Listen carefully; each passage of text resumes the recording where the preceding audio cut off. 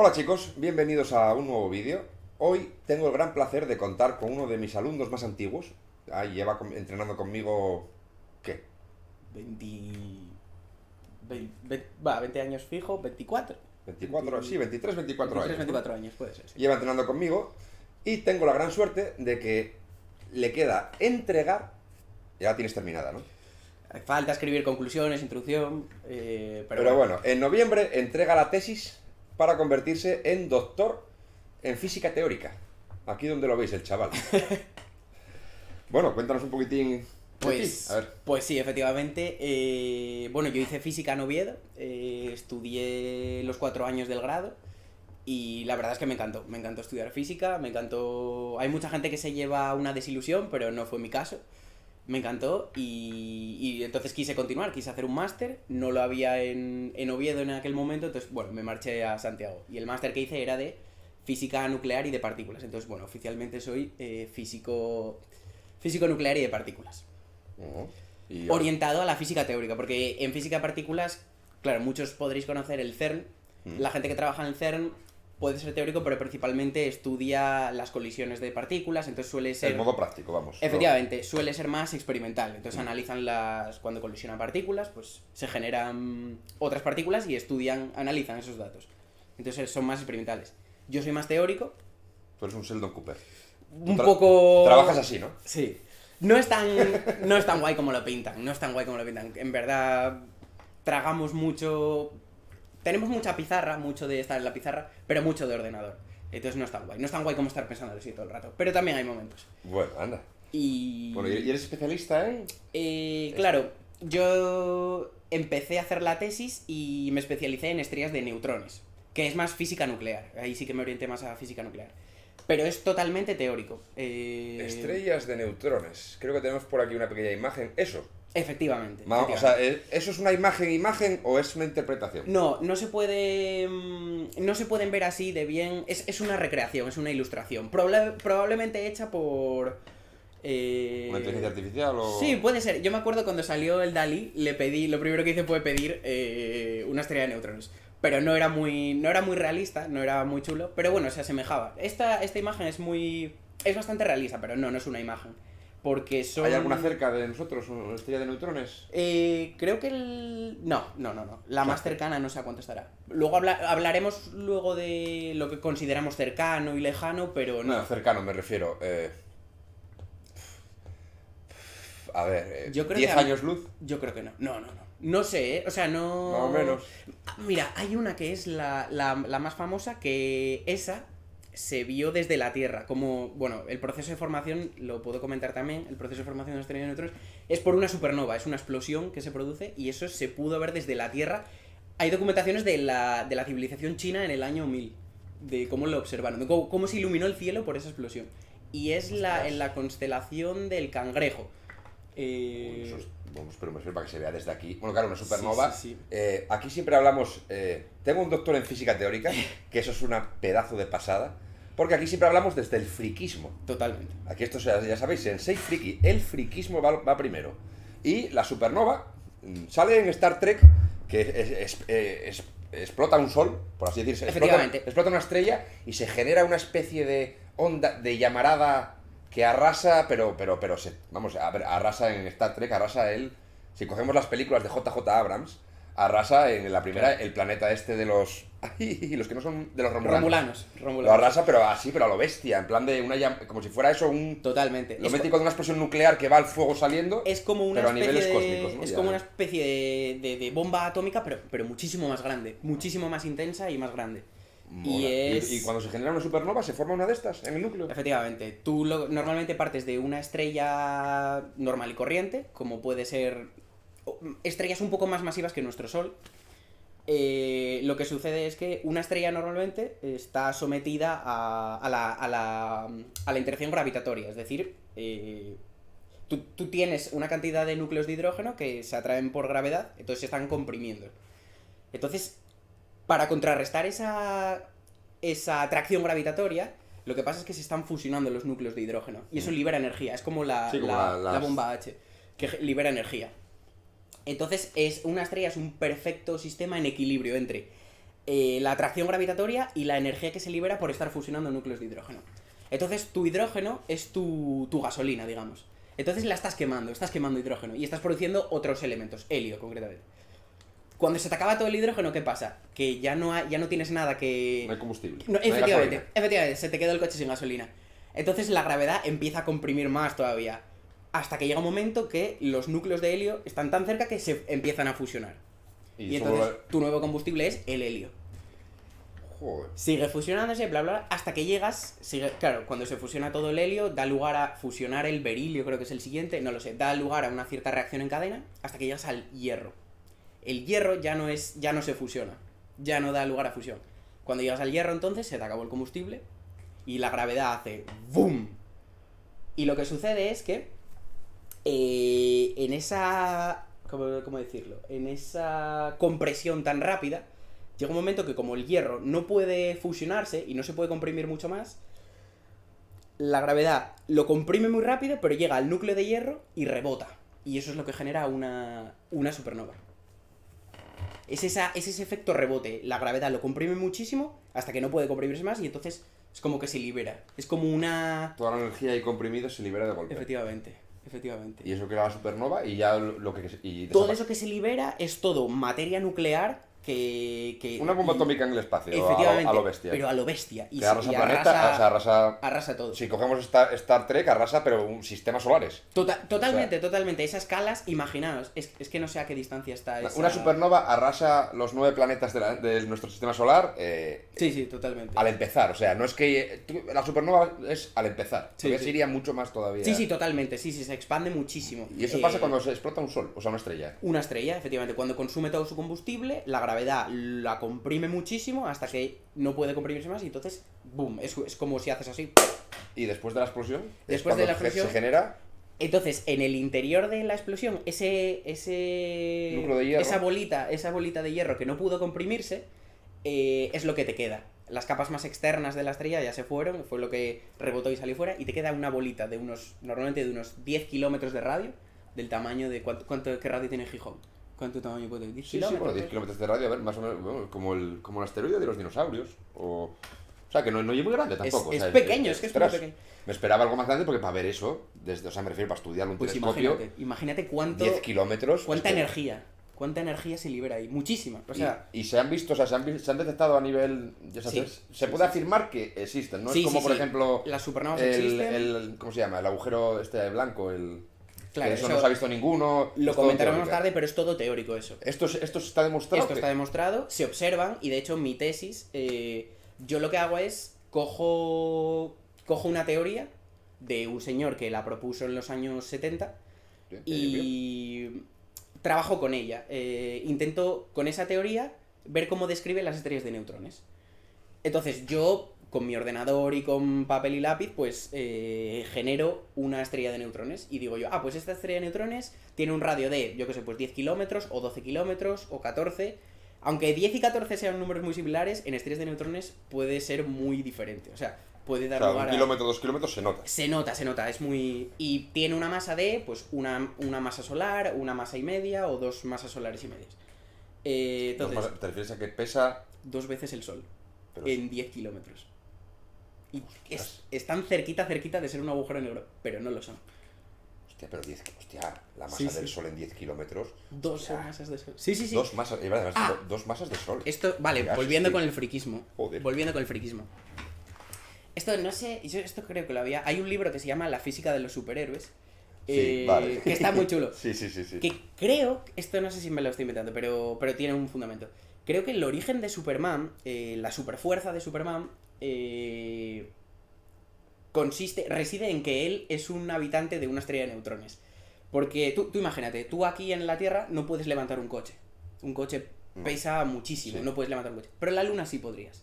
Porque en la Luna hay mucha menos gravedad. Vale, hasta ahí sigo. Claro, pero aquí en la Tierra, por ejemplo, puedes levantar pues esta taza.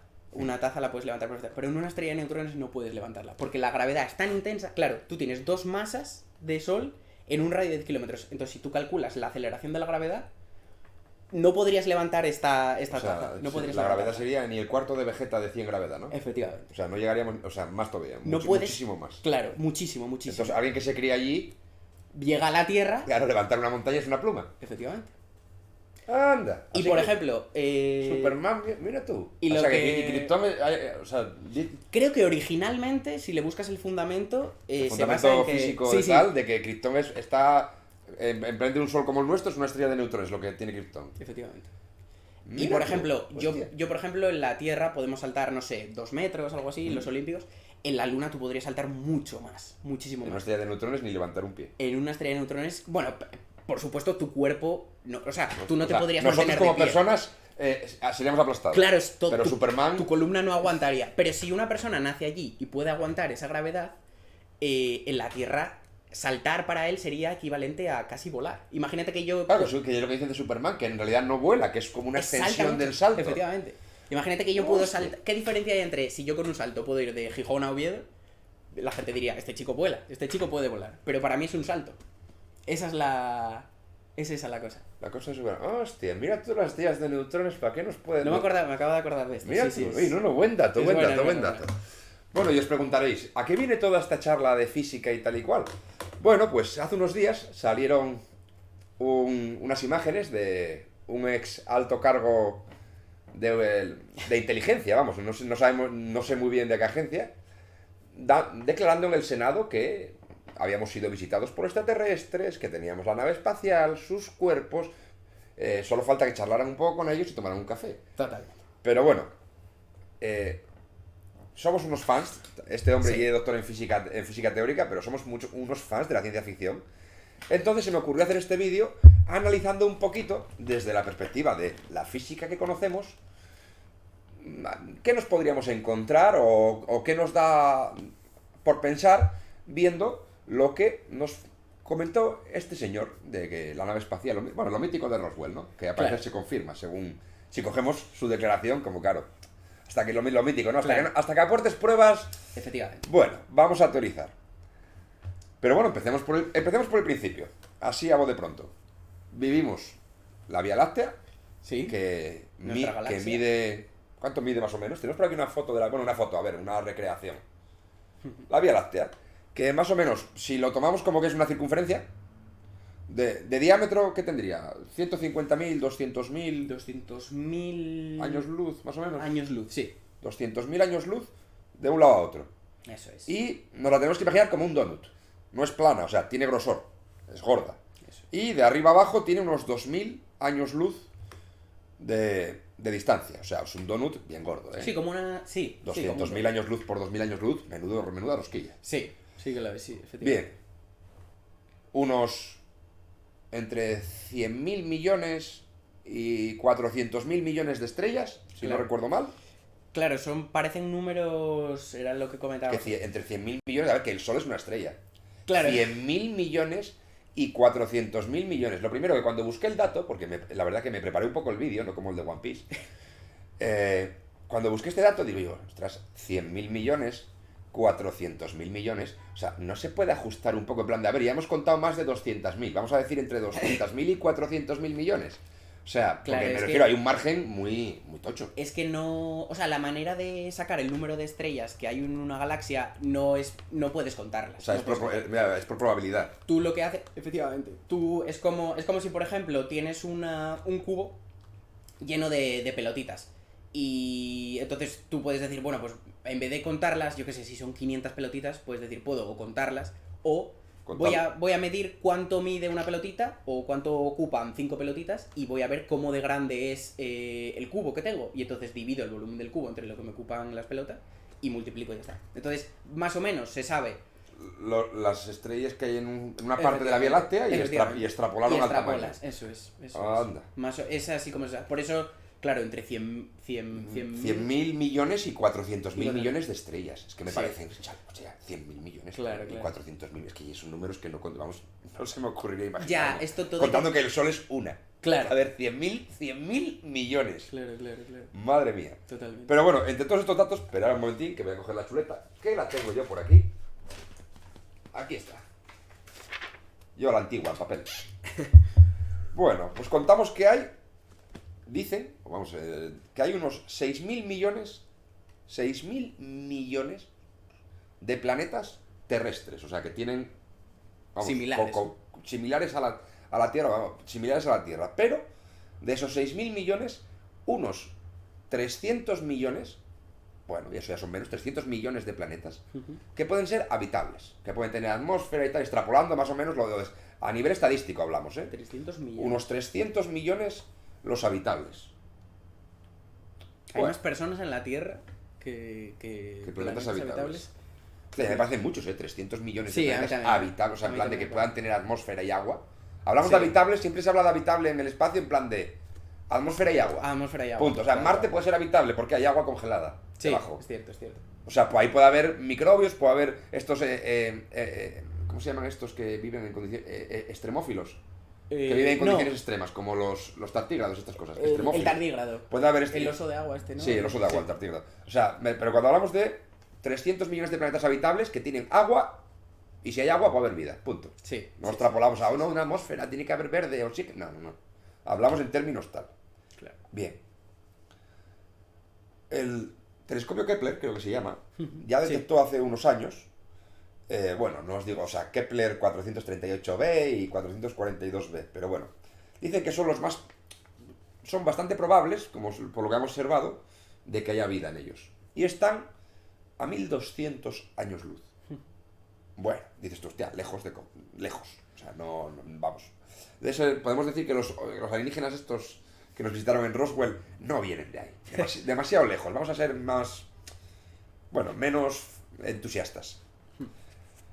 Pero tenemos un planeta muy cercano que se llama Próxima Centauri B, que es justo a la estrella de al lado, a la nuestra. Es el más cercano. O sea, ahí está el Sol y la estrella de al lado, la siguiente estrella es Próxima Centauri.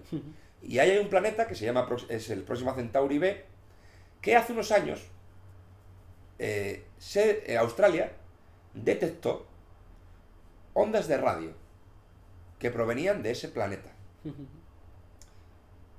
Entonces, aquí vamos siempre a suponer, esto es todo suposición, que los que nos vinieron a visitar, estos que dice el de Estados Unidos, vamos a poner que vengan de Próxima Centauri, vamos a ser positivos, en plan de venga, el primer planeta el más cercano, el que sería el más fácil de llegar. Claro. Bien, pues ese está a 4,23 años luz. Años luz. ¿Qué significa eso? 4 años viajando a 300.000 kilómetros por segundo. Exacto. Vale. Claro. Me refiero... Que es muy rápido. He buscado algún dato de cuánto tardaríamos en llegar a nosotros, claro, con la tecnología que tenemos, a Próxima Centauri B. Eso es. En plan de, oye, está ya una guerra interestelar y hay que ir a pegarse al planeta de ellos. Bien. La sonda Voyager 1, una sonda que hace unos meses y ya salió del sistema solar, sí, fue lanzada en 2012 o 2013. O sea que ha tardado 10 años en pasar Plutón. 10 años en pasar Plutón. Es que es para que entendáis la escala, ¿eh? Sí. 10 años la sonda en pasar Plutón. Bien, pues esa sonda, a la velocidad a la que fue lanzada, tardaría 70.000 años en llegar a Próxima Centauri. 70.000 años, ¿eh? Claro, es que... 10 años en llegar a Plutón, claro, 70.000 años al planeta de al lado. Que por cierto, creo que tenemos una recreación por aquí de lo que sería Próxima Centauri, o lo que estiman que es. Bueno, yo creo que no deja de ser un imaginativo, diría yo.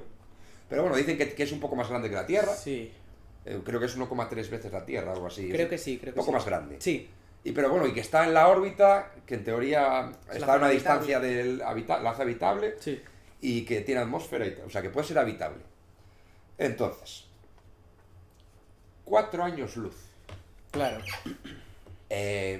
Vamos, para nosotros, pura ciencia ficción. O sea, el motor impensable. más rápido hace 10 años, 70.000 años.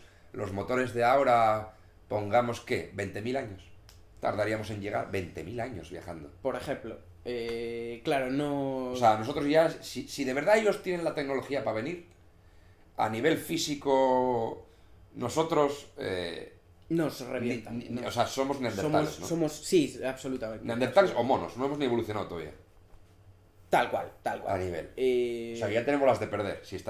Si de verdad vienen a vernos... Claro. Había todo un debate creo que fue Stephen Hawking el que había dicho...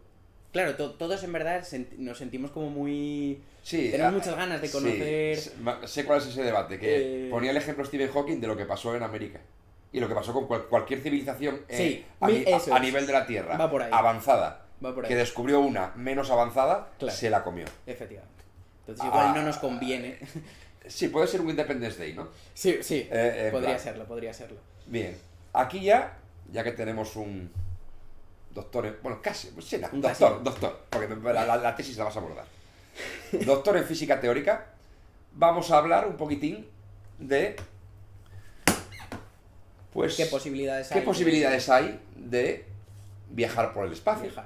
Y qué teorías físicas o qué se está ahora mismo en el mundo científico barajando para viajes interestelares, lo que sería un ¿cómo se llama? Un Star Trek Federation. Bueno, lo primero, me gustaría comentar contigo un vídeo desclasificado, al parecer. A ver, esto siempre acordaos que aquí estamos. El doctor en física teórica es verdadero. Sí. Pero todo esto es en base a nos creemos que el vídeo es real o que la declaración es real o que, bueno, lo que nos cuentan es real.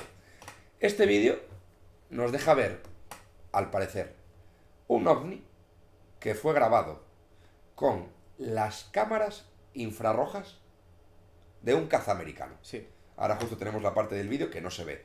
También, qué mala suerte. Pero bueno, primera cosa que analizar. Si el motor fuera un motor estilo... Mira, por ejemplo, ahí, mira, ¿ves? Ahí en teoría está con infrarrojos. Sí. Y no se aprecia ninguna señal de calor. A ver, nosotros, la forma de movernos, da igual que sea una nave espacial tipo Apolo 13 o lo que tú quieras, que es motores de combustión. Totalmente. O sea, cualquier motor que usemos tiene una marca de calor, una firma calorífica de algo. Con combustión quiere decir que tú necesitas quemar algo para producir calor, y con ese calor tú calientas el aire, entonces el aire se expande cuando se calienta. Entonces normalmente eso tú lo utilizas para mover pistones, y eso pues ese movimiento de los pistones cuando expandes y contraes aire, pues lo trasladas a unas ruedas o simplemente emites ese aire súper caliente y eso te propele, te empuja, te produce un empuje. Y ya está. Y entonces entonces ponemos este vídeo claro. Ponemos este vídeo para pensar. Lo primero, a nivel físico, tanto teórico como que se haya demostrado ya. Claro. ¿Hay alguna forma? Porque ahí no vemos marca de calor. Eso quiere decir que se está moviendo con un motor que no genera calor, o sea, que no desprende... De alguna manera se mueve. De alguna manera se mueve que no conocemos nosotros. No tenemos ninguna tecnología. Se me vienen a la mente a nivel usuario los trenes bala, por electroimanes, eléctrico y tal, pero me refiero a nivel de... Es buena idea, sí. Sí, pero a nivel de eso, a nivel teórico, ¿tenemos alguna teoría de algo antigravedad o de alguna manera de moverse, algo sin combustión? Sin combustión de bloques de calor. Pues mira, no había pensado en lo de los trenes magnéticos estos, pero claro, evidentemente... Claro, magnetismo en el espacio, ¿contra qué te repeles? Claro, necesitas como unos raíles que te generen porque repeler el vacío no se puede, pues no. Físicamente imposible, ¿no? No se puede. O sea, porque el vacío no hay nada, no hay ninguna partícula que puedas... Claro, o sea, tú el vacío lo puedes digamos como excitar, entonces se pueden generar cosas, pero... Y el vacío almacena energía.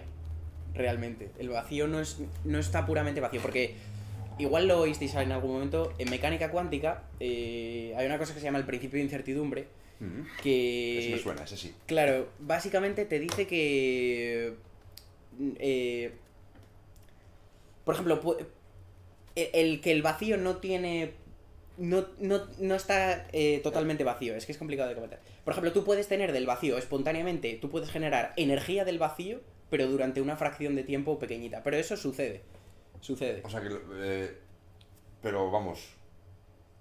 A nivel tecnológico de repeler esas partículas. No, o sea, no, claro, esto es totalmente a nivel teórico. A nivel, vamos, sí, de ciencia ficción, esto sí puede ser que se pueda Totalmente. Y no se me ocurre ninguna manera de aprovechar energía del vacío. Eso, por supuesto. Pero bueno. Y entonces esta nave, si cogemos lo que es este vídeo, Claro. lo tomamos como real, ¿se te ocurre alguna forma de propulsarse sin liberar calor? Claro, si yo veo este vídeo y tuviese que pensar En plan de, ¿cómo han llegado el aquí? motivo de esto, ¿Cómo han llegado? O sea, ¿cómo vuela la nave espacial esa? Si que no genera calor. ¿Qué te viene a la mente? claro, es que esto es como... Claro, nosotros como humanos solo sabemos lo que tenemos, ¿no? Es como si le preguntas a, yo qué sé, a un niño que se invente un juguete. Va a inventarse un juguete basándose en cosas que ya conoce. Entonces, preguntarme cómo se mueve esta nave con algo que desconozco es complicado. Entonces, cosas que no generen calor. O sea, me refiero, no con cosas que se conozcan, sino que ¿qué se te ocurre a ti Sí. que a nivel teórico pudiera generar movimiento sin combustión? Entonces, ¿hay alguna manera de que si nosotros avanzáramos tecnológicamente, hay alguna manera a nivel teórico que se pueda Claro. mover una nave sin una combustión? Porque a mí se me ocurren reactores nucleares, reactores de fusión, Claro, eso todo- reactores de fisión, de lo que tú quieras, pero todo Eso todo genera muchísimo o sea, calor. ¿y hay alguna forma que no? Yo sé que hay dos maneras, que una por ejemplo, consiste en se basa como en la idea de un velero. Tú un velero tienes una vela, que es, pues, bueno, podéis pensar en un trapo, y entonces lo expandes y el viento cuando sopla, pues te empuja. Es como que el trapo está atrapando, la vela está atrapando todo el aire y simplemente mueve el barco. Pues eso sí lo podrías hacer con luz. Las velas solares. O sea, que sí, ¿no? Algo leí de eso, sí, que es como una vela solar que va a la nave que le das con rayos láser desde la Tierra o algo así. Por ejemplo, o sea, realmente tú lo que necesitas es algo que refleje luz. La luz, tú puedes lanzar un rayo de luz como una linterna y eso es como lanzar un perdigón. Tú cuando choca algo, pues esto se sale empujado. Sí. La luz es igual, lo que pasa es que la luz tiene muy poquita energía, entonces necesitas lanzar muchísimos. Pero si tú inventas una especie de vela con forma parabólica o algo así, como para que capte muchísima luz y lanzas un haz de luz muy intenso, sí podrías llegar... Láser desde la Tierra, sí podrías llegar a propulsar algo a base de boom, de meterle luz. Esa no generaría combustión. No genera combustión, es cierto. Velas solares por el espacio. Y si refleja... eso está, o sea, se podría... O sea, está probado, me refiero, se podría construir. Sí que hay cosas, sí que se llegaron a construir cosas que se mueven a base de tú le lanzas luz, le lanzas luz y ves un movimiento. Eso sí se construyó hace ya tiempo. O sea, a nivel físico y tecnológico sí. se podría... si quisiéramos tirar a viaje interespacial o tal, podríamos tirar por el lado de las... Pero probablemente solares. sea altamente ineficiente. Pero sí, sería una manera. Forma. Sí, sería una manera. Pero, por ejemplo, para este vídeo de ese ovni, esa la descartamos porque supongo que la vela solar tendrá un tamaño... Tendrá que ser muy grande. Claro, depende de lo que quieras mover. Si es una nave, pues claro. Vas a necesitar probablemente un... O sea, básicamente lo que necesitas es un espejo que refleje luz. Y lanzar una cantidad de luz muy grande. Bueno, pues entonces, esa descartada, porque sí. no parece más un platillo volante de los míticos, sí, ni nada. ¿Hay alguna otra que no genere...?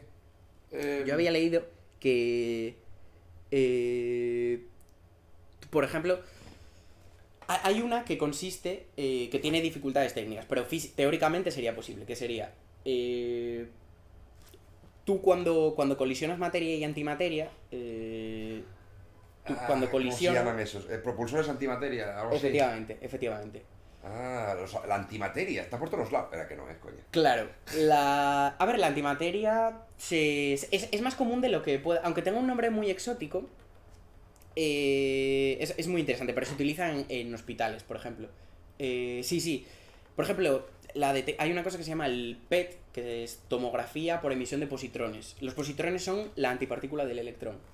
Y eso es para la detección de cánceres, básicamente. Lo que te hacen es, te hacen tomar una pastilla que tiene una muestra de flúor 18, creo que es un átomo, es un átomo de la tabla periódica, y ese átomo es inestable, ese núcleo es inestable y emite positrones. Y lo que sucede es que cuando tú te lo tomas, el flúor hacen de tal manera que el flúor va a ir a la zona donde en principio tienes el cáncer. Entonces se adhiere al cáncer y el flúor empieza a emitir positrones. Cuando la materia y la antimateria se tocan, si tú tocas una partícula con su antipartícula, se aniquilan y producen fotones. Entonces lo que sucede es que el flúor que emite positrones está en la zona del cáncer, empieza a emitir positrones y los positrones se van a encontrar con los electrones de tu cuerpo. Estamos formados por átomos que tenemos electrones en nuestro cuerpo. Entonces cuando el positrón y el electrón se tocan, se aniquilan. Entonces se producen dos fotones en direcciones opuestas. Entonces lo que hacen es, tienes tú, cuando estás en el PET, tienes unos detectores de fotones, que fotones es luz. Los fotones son las partículas de la luz. Entonces tienes unos detectores de luz y cuando detectan los fotones de la aniquilación del positrón y el electrón, trazan una línea recta y así es como te detectan y dicen, pues esta persona probablemente tenga un cáncer en esta zona del cuerpo. Y así es como se detecta. Entonces la antimateria no es una cosa rara en nuestro universo, pero en cantidades pequeñas la podemos manejar. Me refiero, a nivel de encontrarla por ahí, no, pero a nivel de generarla ya tenemos tecnología que genera pequeñas partículas de antimateria. Sí. Muy pequeñas y supongo que muy costoso, porque todo este tema del cáncer que estás contando no suele ser... No son baratos. Entonces, no vamos, baratos, que a día de hoy no, no podríamos, o sea, estaríamos a miles de años de llegar a un propulsor por antimateria. Totalmente, porque... O sea que en teoría, si estos usaran antimateria, estarían miles de años por delante de nosotros. Claro, totalmente, porque para hacer esto que comento para fines hospitalarios, pues necesitas un poquito de antimateria, o de un átomo que genere antimateria. Pero para propulsar una nave necesitas una cantidad muy grande, necesitas realmente generar un impulso muy grande. Y el problema de la antimateria es claro, lo que comento, en cuanto toque algo de materia, se aniquila. O sea, se aniquila y acaba siendo una bomba eso. Entonces, ¿cómo se estabiliza la antimateria? Eso es un problemón. Entonces, para estabilizar una cantidad grande de antimateria, ¿con qué la sostienes? No puedes sostenerla con un tarro de materia porque se va a aniquilar con la materia. Suelen hacerlo... No puedes almacenarla. O sea, no puedes. Pues de ahí los experimentos que ven la antimateria y desaparece automáticamente. Efectivamente, y se aniquila con la materia. Suele hacerse como se llama con trampas iónicas, con campos... Normalmente la antimateria tiene carga eléctrica. Estás hablando para frikis de física, supongo que a nivel usuario. Ya. Como un servidor. O sea... Vale. Cuidado con las explicaciones científicas porque... Tú lo que sea... Para seguir la de los fotones la seguí... Vale. Pero ya me costó un poquito. O sea, aguante de simplificarlo. Es que eso es muy interesante. Ya sé que estás preparando la tesis y vas a tener que defenderla, pero simplifícamelo un poco. Es que encima hice un trabajo sobre eso y me pareció muy interesante. No, interesante es. Pero claro, tú lo entiendes. Ya. Nosotros, a nivel usuario. Va. Pero bueno, vamos. La producción de antimateria, o sea, esa nave, por ejemplo, podría estar, al no tener, bueno, como vemos en el vídeo, sí, que se me ha... Podría ser. Podría estar generada por un propulsor de antimateria, pero lo que tú dices, el combustible, ese sería el problema. Claro, ¿cómo almacenas? Y aparte que, por ejemplo, para 4 años luz, desde si tomamos que vienen de Próxima Centauri, claro, 4 años luz, el tamaño de la nave no es como dicen, por ejemplo, es que tengo muchos datos, claro, y eso me encanta. Claro, eso que vas a comentar es interesante. Mira, Walter Youth, oficial de inteligencia de la base de Roswell en el 47, dijo que habían recuperado una nave de otro mundo. Lo dijo de primeras de esto. Sí. De repente llegaron los jefazos y salió diciendo que no, que era un globo sonda y tal, pero la primera declaración dijo que había visto una nave espacial y tal, que creían que era una nave espacial y bueno, al final declararon tal y cual lo que todos conocemos, ¿no? Que era un globo sonda, que tal, que no sé qué, que espías chinos, que espías rusos, a saber. Claro. Pero ese hombre, Walter Youth, había hecho un juramento de fidelidad a Estados Unidos y todo eso. Ya sabes que en Estados Unidos, o sea, como te rompas un juramento, no es como aquí en España. Que bueno, a veces hasta los políticos, ¿no? Todos. Totalmente. Pero en Estados Unidos romper un juramento es... Y como seas militar y sea algo tal, es muy grave. Es muy grave. Pues dejó una declaración jurada ante notario que se leyó después de su muerte, diciendo que era la única forma de él poder testificar sin romper su juramento, porque él había jurado hasta la muerte. Yeah. Y dejó dicho que, para que veas el tema tal, que habían recuperado una nave de otro mundo. O sea, una nave de otro mundo, que habían recuperado un objeto metálico. Vale. En forma de huevo ovalado, de entre 3 y 5 metros de largo y 2 metros de ancho. O sea, una especie de huevo, sí. Lo que sería 3 y 5 metros de ancho y 2 metros de ancho, como una especie de furgoneta de estas alargadas. Sí. sin ventanillas, alas, cola ni tren de aterrizaje, y que dentro había dos cuerpos de unos seres de 1,20 m más o menos. Bajitos. A ver, todo esto... Bajitos. Bueno, claro, Perdón. lo de siempre, ¿no? Frikis, nos gustaría creerlo. Claro. Pero claro, ya vamos a nivel físico. Una nave del tamaño de una furgoneta. Sí. Es que... Y a mí se me ocurren dos teorías. O había una nave más grande arriba, en la que vinieron, y eso es una especie de caza. Puede ser. O es que si no, Ya. la tecnología que tendría que haber ahí dentro para viajar 4 años. Ya hablamos de que vienen de Próxima Centauri. O sea, ya cogí la estrella más cercana para que sean solo 4 años luz. Sí, sí, Ahora sí. ponte a venir desde el Kepler 4 no sé cuánto a 1200 años luz. No. Ya. Hablamos, pero en una nave tan pequeña ya sería, es que Ya. casi imposible. O sea, Sí, totalmente. A nivel físico, de lo que hablamos de motores de combustión. ¿Por qué? El problema de tener el combustible, el problema de que no genera marca de calor, la antimateria, aunque no genere marca de calor, necesitas almacenarla, o sea, Sí, necesitas sí. grandes cantidades de antimateria. Hay una Claro. que me gustaría comentar contigo, que se hizo famosa hace unos meses, Sí. pero que yo llevo viéndola toda mi vida, que es el motor Warp. ¿Dónde está el motor Warp? Yo cada vez que, cuando escuché hace unos meses lo del motor Warp, que dicen, alguien ha conseguido resolver las ecuaciones del motor Warp. Yo ya Sí, dije, ya sí, estamos, sí, sí. ya estamos, nos vamos para el espacio. Claro, luego lees el paper y dices tú, sí, bueno, resultan las ecuaciones, Sí. te dicen que necesitas todo lo que no tenemos. Claro, efectivamente. Entonces, bueno, ahí ya se me bajó un poco el hype. Todo lo que no existe, de hecho. Sí, todo, se puede construir, sí, ¿qué necesitamos? Todo lo que no tenemos. Algo que no es posible tener. Claro. Vamos bien. Claro. Pero sí que desde hace unos años para aquí se han ido solventando ciertos problemillas. Plan, están intentando, esto es lo que necesitamos y no tenemos. Ajá. Van intentando sustituir, oye, esto podemos hacerlo de esta manera, esto. Van intentando ponerle parches. A ver. Pero bueno, yo me emocioné cuando Sí. hablaron del motor Warp. ¿Y quién no?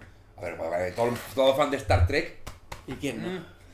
todo fan de Star Trek, el motor Warp es algo que, vamos, que lo llaman motor de curvatura. Sí. Pero si cualquiera que haya visto Star Trek, la primera, Enterprise, la más, era el motor Warp, que iban a Warp 5, si no recuerdo mal, Warp 6 ya era eso. Madre mía.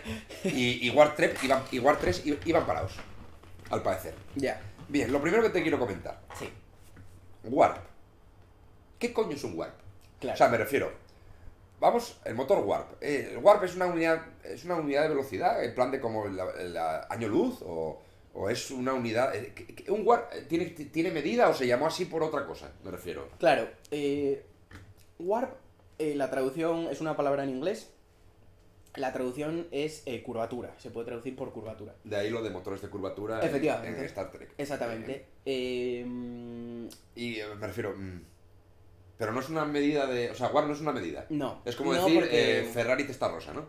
Efectivamente. Testarossa, pero no es nada de que. No, No, es que eso es. Claro, no. Es motor una- Warp es como decir motor de gasolina, motor de diésel, motor. Justo.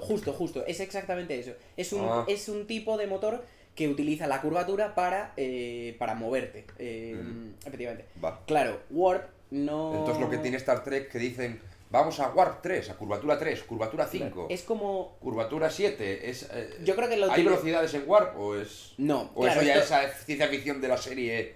No se y utiliza... Claro, esto Cogieron no- lo de curvatura porque lo sacaron de la.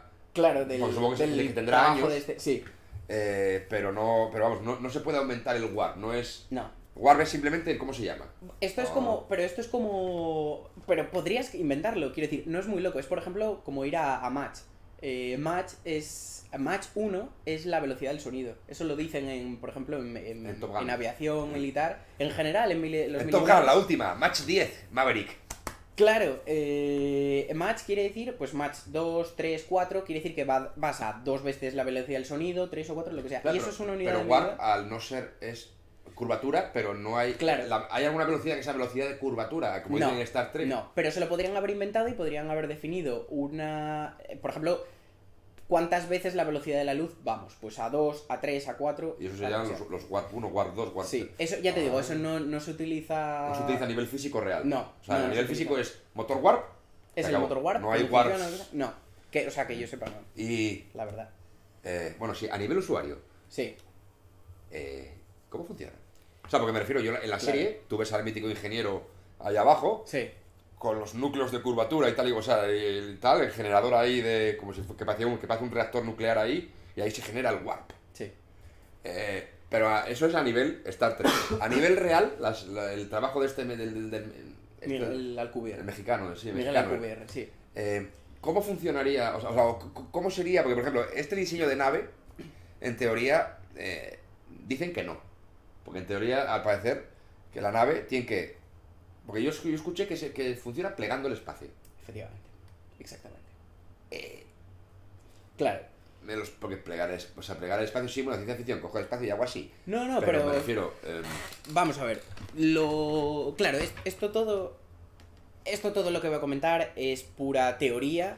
Pero no se sabe cómo hacer un motor que haga lo que voy a contar ahora, no se sabe todavía. Es teoría, y de ahí que traiga a un doctor en física teórica. Es una buena elección, sí. Bueno, si quisiera hablar de un motor de estos, me traería un ingeniero. Claro, totalmente. Que lo construya y que me diga cómo se repara. No, yo quiero a nivel teórico, porque todo esto es teórico, porque no dejamos de... Nosotros tenemos motor de combustión, lo que usen los trabajadores espaciales, que es lo que sea. Eso es. Es de combustible. Sí, es un cierto combustible. Pero punto, o sea. Sí. Pero bueno, a nivel teórico. El motor warp, o lo que serían las ecuaciones del mexicano, ¿cómo se llama tú? Miguel Alcubierre. Miguel Alcubierre, eso. ¿Cómo funcionaría? O cómo... Porque él, el diseño que presentó era como una especie de rombo, así gordo, y se iba aplanando. ¿Por qué? Porque aquí tiene que plegar el espacio por este lado y soltarlo ampliado por este. Claro. Entonces parecía una especie de aspirador por un lado, eso es. Grande en medio, y luego como un culo por el otro lado. Entonces, claro, el diseño de Star Trek, digamos que... Bueno. Esto es muy sutil, claro, quiero decir. ¿Qué teoría te permite...? Él lo que pensó, este físico mexicano, lo que pensó es... Bueno, yo puedo... ¿Hay alguna manera de recorrer distancias muy largas en... Claro, tú... En menos tiempo. En menos tiempo. Claro, tú no puedes superar la velocidad de la luz. La velocidad de la luz es una velocidad a la que no puedes llegar nunca y no la puedes superar. Entonces, ¿cómo puedo llegar yo a la galaxia de Andrómeda, que es la más cercana, que estaba a 200.000 millones, no sé a cuánto, a muchísimo? Si como mucho puedo ir a la velocidad de la luz, voy a tardar 200.000 millones de años luz. Entonces no me compensa. Lo que tarde. Claro, entonces dice él, vale, puedo... No compensa tirar por lo que sería Star Wars, ¿no? Efectivamente. El motor de velocidad de la luz. Eso es. No te compensa, no ganas nada porque pues, por ejemplo, de aquí a Marte, con ese motor, que sea súper tecnológico y tal, tardaríamos, ¿qué? 7-8 minutos. Creo que sí. Al Sol son 8 minutos, a Marte igual son 3 minutos o algo así. Al Sol sé que son 8 minutos. Incluso yendo a la velocidad de la luz. Porque, o sea yo recuerdo lo de Marte porque decían que había como un retardo en la señal de... Sí, eso es. Si hablas por radio, de unos 8 minutos. Entonces digo, bueno, Marte estará a 8 minutos... Efectivamente. De hecho, si... Claro, porque estamos a una cierta distancia... Bueno, sí.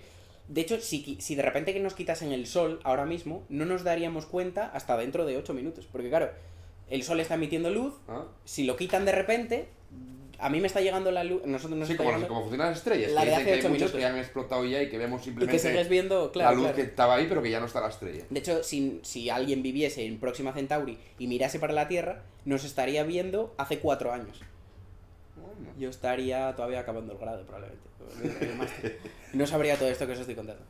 Bueno, pero a ver. Claro. Motor de curvatura. Este físico dijo, bueno, voy a intentar pensar una manera de recorrer distancias sin tener que tardar tantísimo tiempo. Y entonces, normalmente la teoría que describe las distancias... Un apunte, que conste que al tío se le ocurrió esta teoría viendo Star Trek. O sea, muy fan de ese hombre, pero muy fan. Porque al parecer estaba viendo Star Trek y algo que comentaron en la serie le activó la chispa de decir, hostia, esto puedo aplicarlo aquí en mi teoría, y lo desarrolló. Creo de hecho que estaba haciendo, en ese momento él estaba haciendo su tesis y estaba así, debía estar viendo un capítulo y estaba haciendo su tesis de otra cosa. De otra cosa. Y dijo él, voy a intentar hacer esto, voy a intentar hacer este cálculo. Y sí, y lo publicó y bueno... Y fue pionero. Es un trabajo muy interesante. Un trabajo pionero y además... Y de hecho y que la gente se lo está tomando... Porque hay mucha gente fan o fan de estos de científicos que intentan solventar todos los problemas que a día de hoy tendríamos para hacerlo, que intentan cambiar, además buscar una forma de... Abrió una puerta nueva muy interesante que no se había abierto hasta entonces de qué tipo de cosas son posibles en este universo y qué no. Entonces, sí, porque claro, plegar el espacio parece cosa de ciencia ficción, pero pura, ya no te hablo de teórica, de física, te hablo de que, a ver, ¿cómo voy a coger el espacio y plegarlo? Pero, si el espacio está vacío, es como decir... de aquí a la cámara, hago así, la cámara está aquí y de repente vuelvo a estar ahí. O sea, parece teletransporte casi. Sí, pero eso se puede. Eso hasta ahí se puede, porque... A nivel físico-teórico, las ecuaciones dicen que se puede. A nivel teórico, la relatividad general, que es una teoría que describe la interacción gravitatoria, fue propuesta por Einstein en 1905. Sí, hombre, mucho pensó. Ese hombre... mucho pensó, porque le dio la vida para hacer, ¿eh? Sí. Pero hizo de todo, además. Aportó muchísimas cosas en física. O sea, la relatividad especial, la general, el efecto browniano... la cuántica viene de la relatividad de él, ¿no? Que él la negaba, algo así, decía al principio. Sí, él... Aunque le decían que las ecuaciones... Oye, tío, pero que... Sí. Que lo que tú dijiste da esto. Y que él estuvo negándolo mucho tiempo. Él tuvo un año maravilloso, se llama Annus Mirabilis, donde propuso un experimento o una teoría que es puramente cuántica, que es el efecto fotoeléctrico. Pero luego la gente desarrolló la mecánica cuántica y él la rechazaba. Y le decían, pero si lo dan tus ecuaciones. Uno de tus mejores trabajos está basado en cuántica. Y dice, ya, pero no pero luego al final dijo que sí, ¿no? Ya, al final aceptó. No, porque la cuántica tiene el problema de que se basa en probabilidades. Pero aceptó, o sea, al final acabó él diciendo que, bueno, que puede ser que las ecuaciones, que las ecuaciones lo dan. No estoy seguro, pero la rechazó muchísimo. ¿no? Yo me llegó que la rechazó muchísimo. Muchísimo. Por eso te quería preguntar yo, a ver si a nivel científico estáis más enterados de que lo hubiera aceptado después, o que hubiera... No estoy seguro, dejado de... No estoy seguro. Yo creo que nunca la llegó a aceptar realmente. Yo creo que no. De hecho, trabajó con otra persona, con David Bohm, con otro físico, para intentar probar intentó probar de todas las maneras que la cuántica estaba mal, que realmente la cuántica no es una teoría que sea correcta de verdad, que él lo que pensaba era que la mecánica cuántica es una teoría que demuestra lo que realmente que no tenemos ni idea de nada.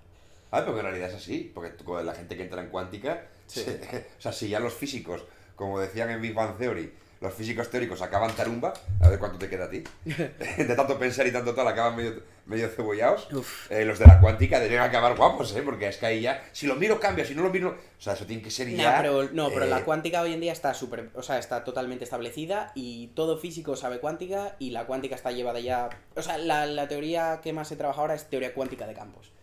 Y todas esas cosas de cuántica las tienen súper interiorizadas y sí. Y mira, lo de la cuántica no lo tenía en el programa, pero yo que te tengo aquí, a nivel práctico, ordenadores cuánticos, ¿para cuándo? Con el internet, porque claro, hay que hacer internet cuántico, ordenadores cuánticos, programas en cuántica, o sea, me refiero, hay que cambiar todo lo que es el sistema de internet. Sí, total. Tú no puedes enchufar uno cuántico al ADSL de Vodafone. No puedes. O sea, necesitas toda la estructura de servidores de tal de cual, también cuántico, ¿no? Claro. O sea, que eso estará a años. Esto vuelve a ser... Sí, pero... Pero es que de hecho hubo la semana pasada un trabajo de unos coreanos que es una locura. Vale.